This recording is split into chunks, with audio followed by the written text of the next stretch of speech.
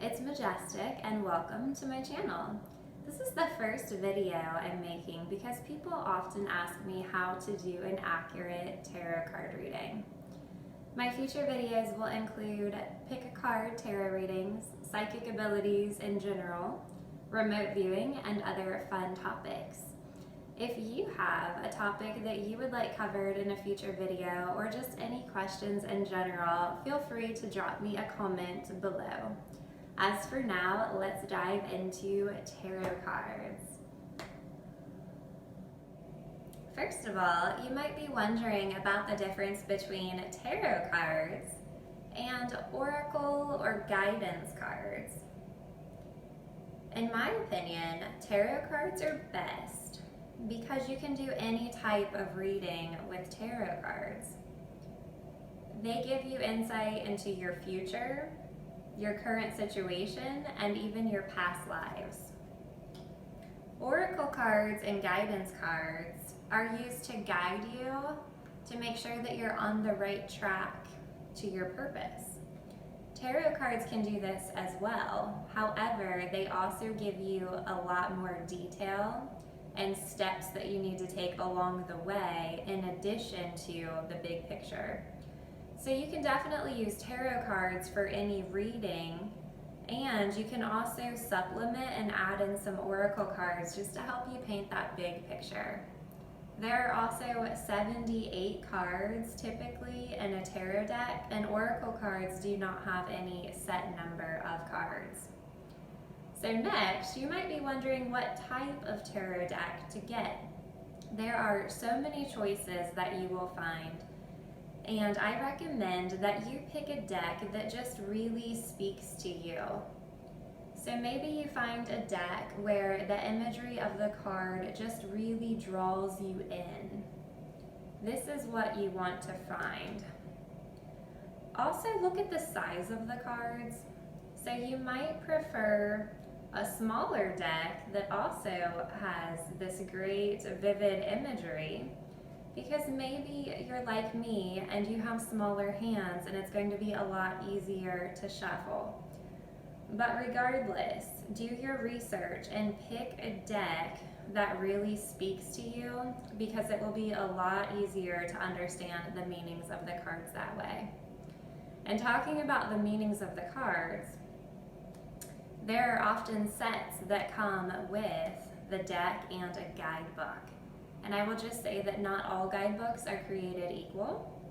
Some of them have meanings that seem different than other sources, or some of them have more details as to the imagery of the card instead of the actual meaning of the card.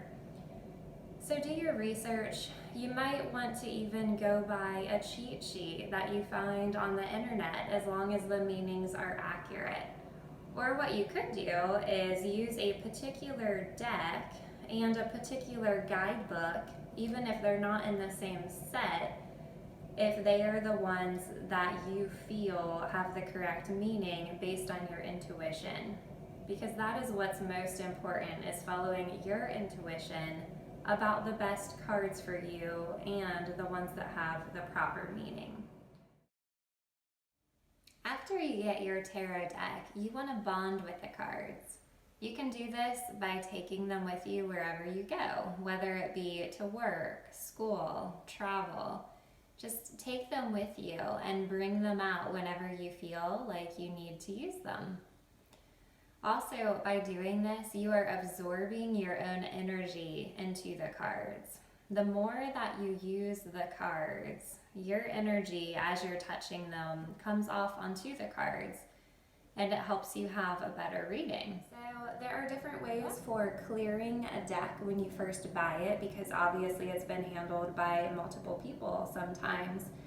And there's not one set way to do this. A lot of people use sage and different things to cleanse. I do not. A lot of times I don't use anything. However, if there was one thing I was going to recommend, it would be the selenite. This is a wand, but selenite in general is known for clearing.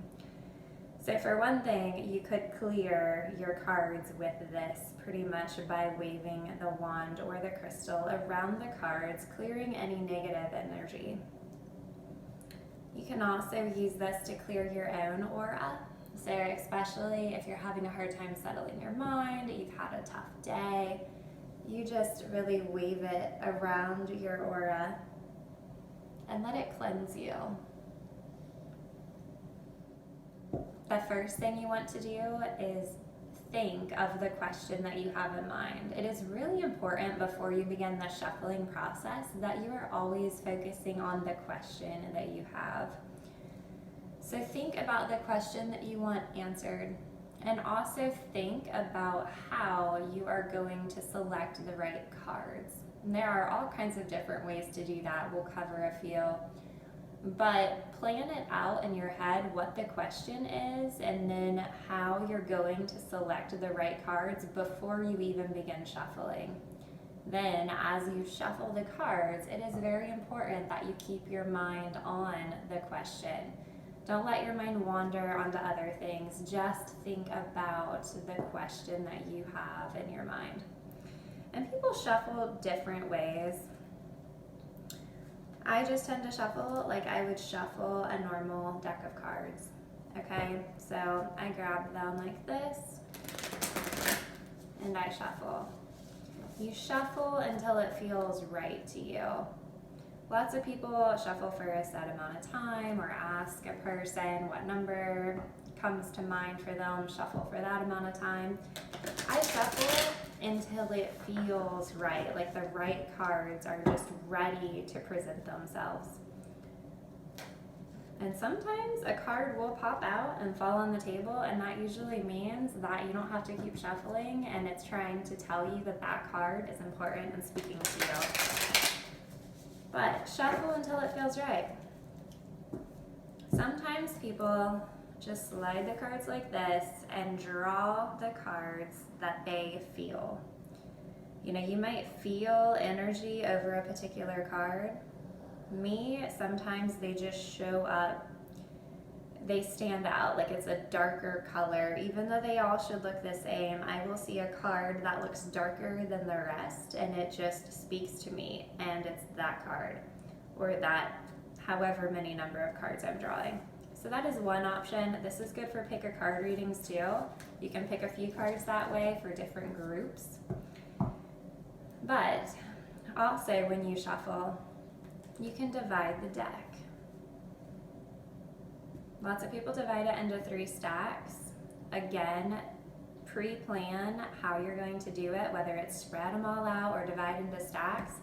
And then think about which stack is going to contain the cards that you need and how many cards you will be drawing. You do this based on which spread you're picking, and if you don't have a spread for a particular question that you need, you can create your own ahead of time and follow your own spread. But pick the card group that should go on top, and then the cards just go in the following order. However you laid out your spread, they will be drawn in that order. So it all depends on the spread, how it's going to look, and what the cards signify. And another thing, you might see I'm flipping some of them. I do not follow reversals. A lot of people do and think that you should. However, there are 78 cards in the deck. So to me, there are enough positive cards, negative cards. There are enough meanings in the deck without also adding in reversals. They've always been highly accurate for me without using reversals. A couple of other things. Some believe that you cannot read tarot for yourself. I disagree with this. I have been reading tarot for myself and others accurately for years. The important thing is that regardless of who you are reading for, you take your judgment out of it. You also want to make sure that you're reading with pure intentions. For example, if I would try to do a reading on someone that I dislike without their knowledge, it's not going to be as accurate. you want to do the readings to help or guide others, or when you're in a positive mood and just trying to have fun. You do not want to do a reading when you're stressed out, as those energies might affect the cards. So make sure that you use the cards when you are in a good mood. One more thing. There's an old wives' tale that you must be gifted a tarot set. I have never followed this. I have always bought my own tarot sets and used them with much success. So if someone has gotten you a tarot set, that's fabulous. Go ahead and use it. But also do not feel that you have to be gifted a tarot set in order to start using tarot cards. Go ahead and buy whatever deck appeals to you. This is my favorite tarot set, and I'll be using it to describe the major and minor arcana. It's the Essential Tarot book and card set, and you can find it on Amazon. The major arcana contains 22 cards pictured here. They tell you the big picture. If a lot of them show up in your reading, it means that the question you asked is related to your destiny. Also, if you are trying to do a past life spread to see if you shared a past lifetime with a certain person, a lot of these cards would indicate that yes, you did. The minor arcana consist of 4 suits with 14 cards each, and they focus on your everyday decisions. The pentacles, or coins, focus on work and finances. The cups are related to emotions and relationships. The rods, or wands, are about growth. And the swords deal with reason and thought. Let's talk about tarot spreads. You can find these in guidebooks or even apps. This is an app that I love. It's called Tarot and Numerology.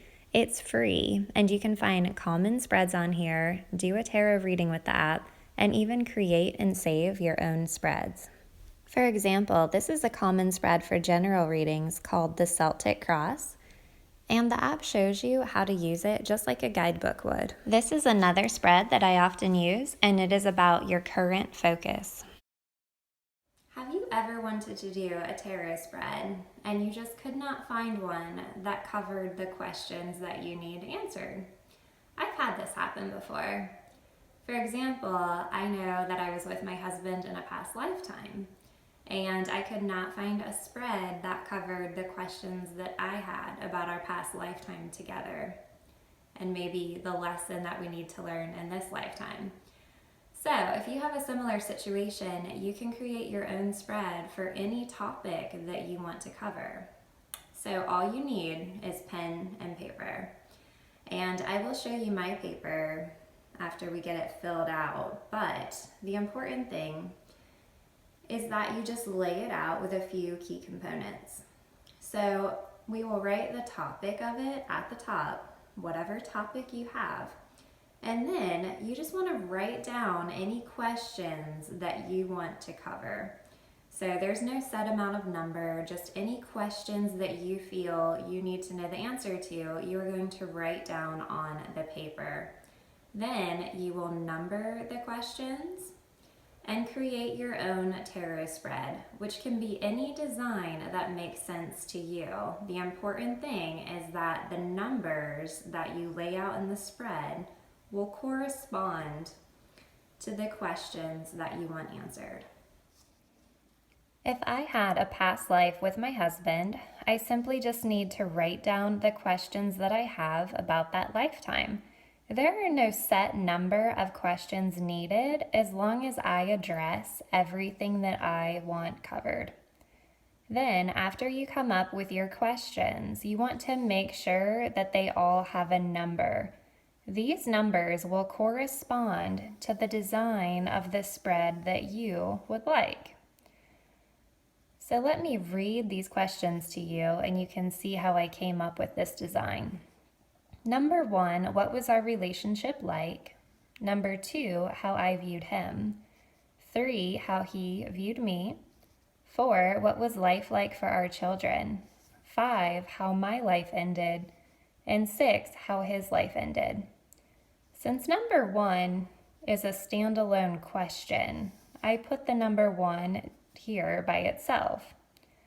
Numbers 2 and 3 go side by side because the questions are closely related. Number 4 is only about our children, so that's another standalone question that I put here by itself.